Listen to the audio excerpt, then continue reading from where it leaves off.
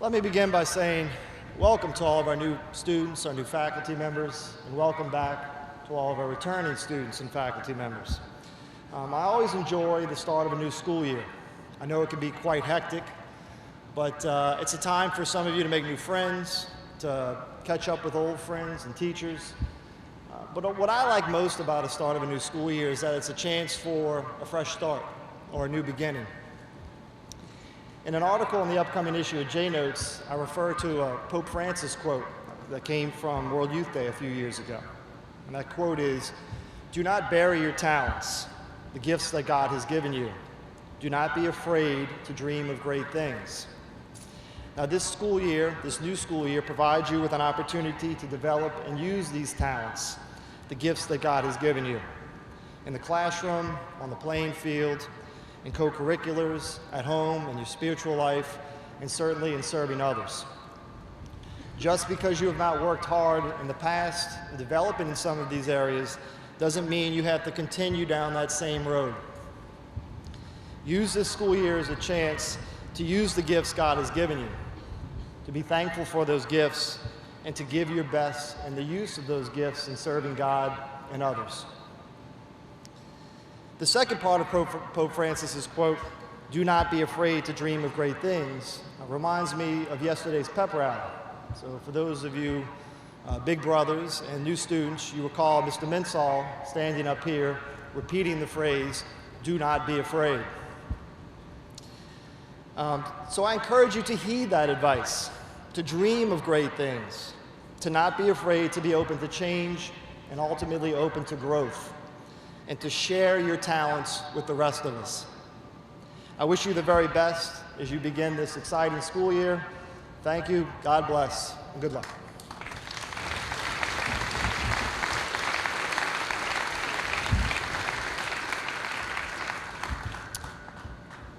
Last year on this day, I told you what my theme for the year was going to be, and I said it was going to be gratitude, to give thanks to your parents, to your teachers, to your friends, and ultimately to yourself for all the benefits that you've received and continue to receive.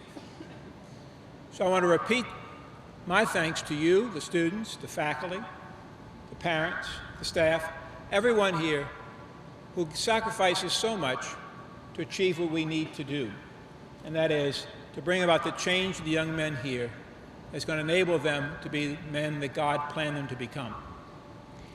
When I think about gratitude, it was an exercise I did right after Katrina, was to ask people to name the 5 people for whom they were most grateful during that experience. But right now, one of the persons I'm most grateful for is Father Raymond Fitzgerald. You may know that Father Fitzgerald has gone to the Jesuit community in Grand Coteau, Louisiana, where there's a medical staff there that can better take care of his needs. Father Fitzgerald is a great model and exemplar for all of us. He was a man who knew clearly what his strengths and weaknesses were. And because of that, he made the changes that needed to be made in himself to become more effective to the calling that he had. Knowing our strengths and weaknesses. That's what humility is. Humility means not saying, "I'm the best," nor does it mean saying, "I'm the worst." It means having an honest, truthful examination of where we are and where we need to move. The truthful view of who we are. So if I have a theme this year, it is that. It is, let us be a humble people who look into ourselves to see the truth.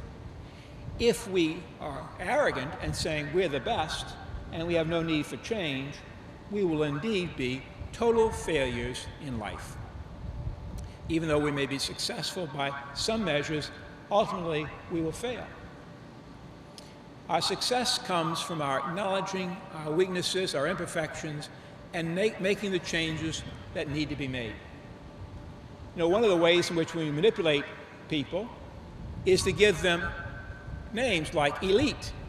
I'm sure many of you play on an elite sports team, and you travel all over the world, maybe within the country or this area, being an elite player of whatever sport that it is. Well, unfortunately, that is a lie, because you're not elite. The likelihood of any of you becoming a Major League Baseball player is extremely small. We've had 7 or 8 in the last 80 years at Jesuit High School. The likelihood of you becoming an NFL football player is very small, or NBA, 1 Major League soccer player. You are not elite. Don't let anyone tell you that, and don't tell yourself that, because it is a self-defeating thought. What you must do is acknowledge, this is where I need to change. This is where I'm successful. This is where I need to change. That is the truth. So my theme this year is the truth about who we are. I want to go back to last year's, because we always need to be grateful. Grateful to God and grateful to each other.